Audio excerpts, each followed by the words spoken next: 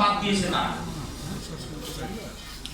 তো আমার মনে পড়ে সেই ক্লাস 3 তে যে 3 থেকে মাস্টার্স পর্যন্ত যত পড়াশোনা করেছি, মানে সকল বিষয়ে অল্প অল্প টাচ করেছি। শুধু তাই নয়, প্রশাসনিক এবং অর্থ ব্যবস্থার নেতৃত্ব লিডারশিপের যা প্রয়োজন সে প্রশ্ন ওখানে আসছে।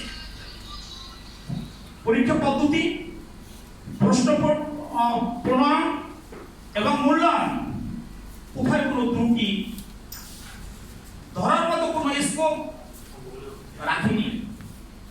এমনকি যদি বলি, আমরা যারা পরীক্ষায় উত্তীর্ণ হয়েছে সম্মানিত সাংবাদিকবৃন্দ, তো বিশেষ করে একটি মোবাইল, একটি আমার আইডি কার্ডটাও 30 টাকা দিয়ে একটি দোকানে রেখে শুধু সাদা কলম নিয়ে ভিতরে ঢুকেছি।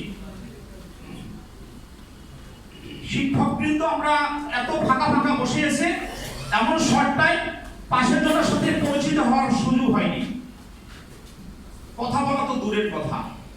এভাবে স্বচ্ছ নিরপেক্ষতার মাধ্যমে আমরা পরীক্ষা দিয়ে আমরা উত্তীর্ণ হয়েছি। ডিগ্রি কলেজের প্রিন্সিপাল হিসাবে, ডিগ্রি কলেজের ভাইস প্রিন্সিপাল হিসেবেও আমি উত্তীর্ণ হয়েছি। 6 মে ভাইভা হওয়ার কথা, 22 এপ্রিল রেজাল্ট দিল।